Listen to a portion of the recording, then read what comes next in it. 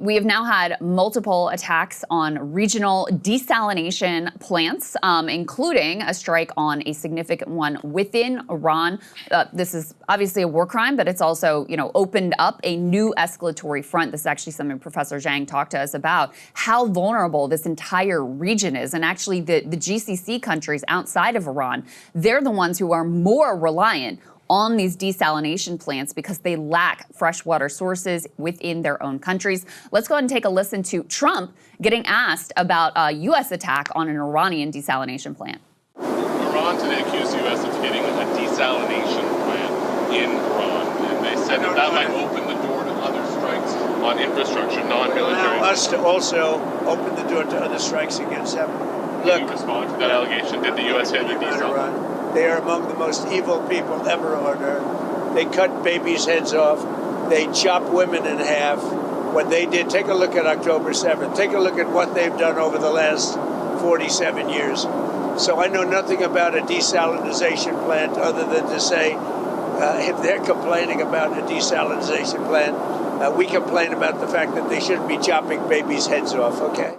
So complete deflection there, and then just uses some of the Israeli atrocity propaganda. But what is he even talking about? Well, he what's linked the it to reference? October To Hamas? 7th. Yes, and he's claiming that Iran is now behind, which, all of the reporting suggests Iran had nothing to do with October 7th outside of Hamas obviously being, allies of theirs. But yeah, just complete deflection.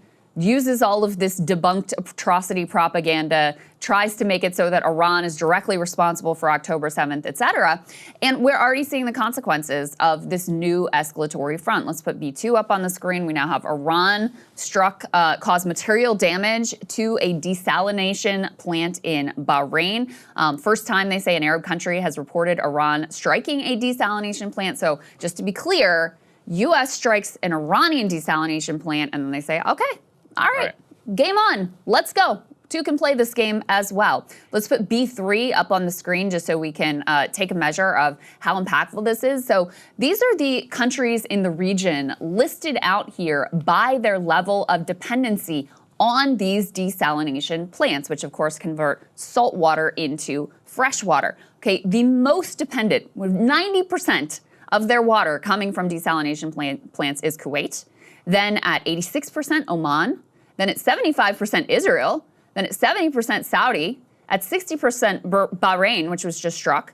50%, Qatar. 42%, the UAE. And Iran, now they have some water issues, but it is not nearly the level of the GCC or Israel. Only 2%. Iran is, the tweet here says 3% dependent on desalination. The chart says 2% U.S. allies in the region at 40 to 90%. Think about that. Think about that. If you are Kuwait is basically wholly dependent on these plants, which are vulnerable, and the U.S., running out of interceptors and not doing a good job of defending these allies anyway, and your move is to attack an Iranian desalination plant, just completely opening up that front. This is extremely dire for these countries. I will also raise another one. Are we sure it was us? Are we sure it wasn't the Israelis? Because this is something that they love, right, to see the broadened war. And then immediately the strike that happened back on the GCC countries, as we've been talking about, they don't care at all about the GCC. They would be happy to see them collapse. Also, if it's funny, when I lived in Qatar, all of the Americans, we would always joke because gas was literally cheaper than water. Mm-hmm. So gas would be like 89 cents a gallon, whereas water would be $1 a gallon if you wanted to buy it from CVS or like some sort of grocery store. That is how different things actually are over there, especially for fresh water. So you can think and just talk about how you've got only a certain amount of runway whenever it comes to water desalination. But the bigger point is about civilian infrastructure. So this strike on the water desalination plant and the closure of the Straits of Hormuz literally is a choke point for every single person who lives in the Gulf. Because think about it, everyone talks about the Straits of Hormuz just for oil, but it's not. Remember, they have huge, food. Like all their food comes in from there.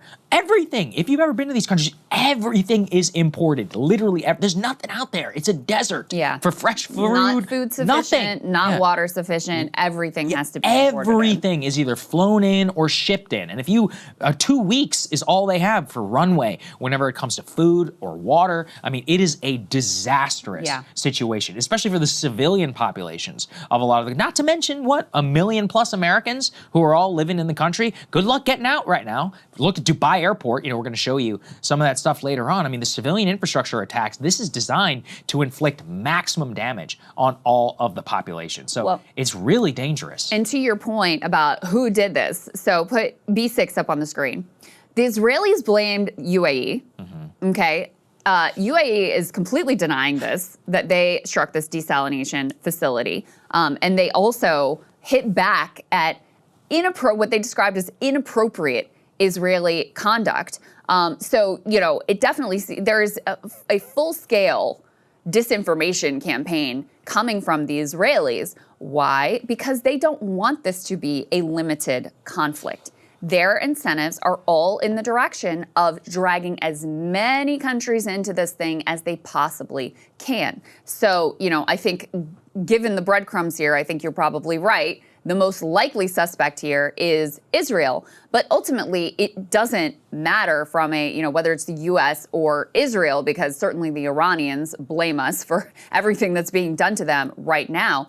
And you already had, we're going to talk to Trita more about this, but you've already had, you know, the Iranians made this sort of outreach like, okay, regional Arab countries, if you don't attack us, we're not going to attack you back. Trump immediately comes in and undermines that. And now, you know, that very fragile sort of accord to limit this and contain the conflict and step back from the escalation chain that has already been completely destroyed. And clearly Israel here trying to keep that regional escalation going by saying, oh, it was UAE.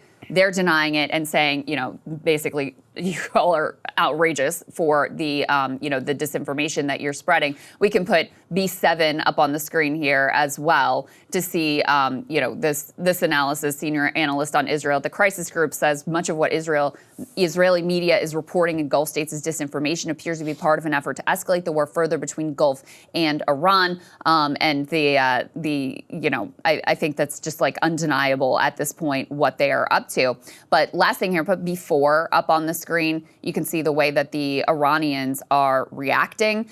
So this is the foreign minister of Iran. He says the U.S. committed a blatant and desperate crime by attacking a freshwater desalination plant on Qasem Island. Water supply in 30 villages has been impacted. Attacking Iran's infrastructure is a dangerous move with grave consequences. The U.S. set this precedent, not Iran. Yeah, and that's why they already attacked in, what is it, in Bahrain? Bahrain. And just, I mean, Bahrain, remember, where are all those Americans who are in the Gulf? In Bahrain, like in Kuwait, and all of these countries are massively dependent on these water desalination. So I actually think, look, this is a broader war theory. Like, what do you do? Let's go back to the history of all warfare. It starts out just troop on troop. Then it's like, well, when you get gridlocked, what do? Oh, well, now we have to wage war on the enemy's ability to sustain the front. So what do? You no longer care as much about that. Air power is going to go and attack, remember, ball bearing factories and all of these places of infrastructure that sustain the war effort. This is what, if you think back to World War I, what did they do? Why did they have unrestricted submarine or U-boat bombing back then? To literally make sure that the Britons couldn't continue the war effort on their home island so that they couldn't continue to send food or any supplies to the people who were on the front.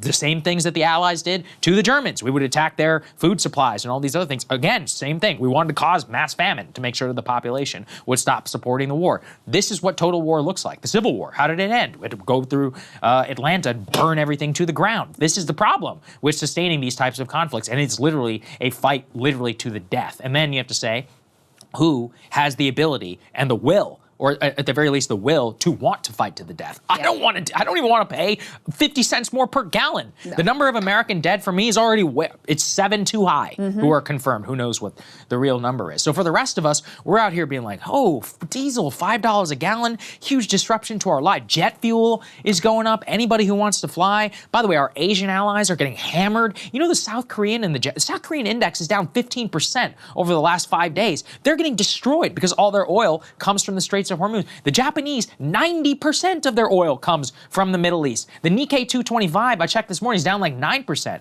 over the last 5 days. They're getting hammered, the entire world. For what? For literally nothing. And then you've got interceptor stocks that are all falling, civilian infrastructure. This is textbook for how a war, for any war which doesn't initially find smashing success in the first couple of days, it has to expand. It doesn't have a choice by strategic logic. I mean, theoretically you do, which is to say, oh my God, this was a horrible idea. Trump's not going to do that. And even if he wanted to do that, Israel's not going to let him at this point. And even if they did, then what are the Iranians just going to say? Yeah, okay. They're like, no, we're not done with you yet.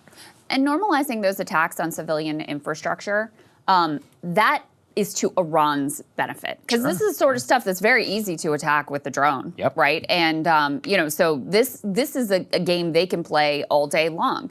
And so what have you accomplished so far in this war? You have you decapitated the head of the regime. Now you've got a harder line person who has been named as the supreme leader, the son of the previous Ayatollah, who just had his whole family murdered by you. So congratulations. You've got another Khamenei who is more hardline than the previous one, who's now in charge. Okay.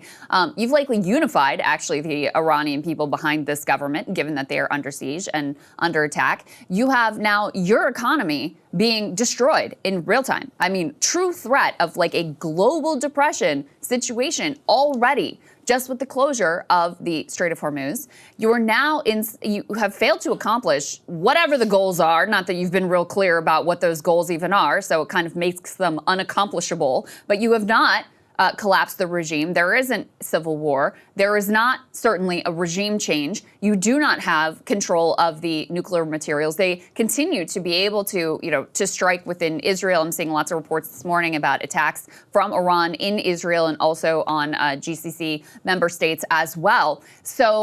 And now you're in sort of this bind where you're very likely to end up sending ground troops in and having many, many more Americans dead. That is what's been accomplished, quote unquote, so far in this war. It could not be more of a cluster. Like, it's just an absolute disaster and very hard to see how we get out of this anytime soon, because Trump, there are no good options for Trump to walk away. And as I said before, even if Trump tried to walk away, not at all clear that the Iranians would be like, okay, good, let's go back to the way things were, because they know that they would just be courting another attack yet again in the future.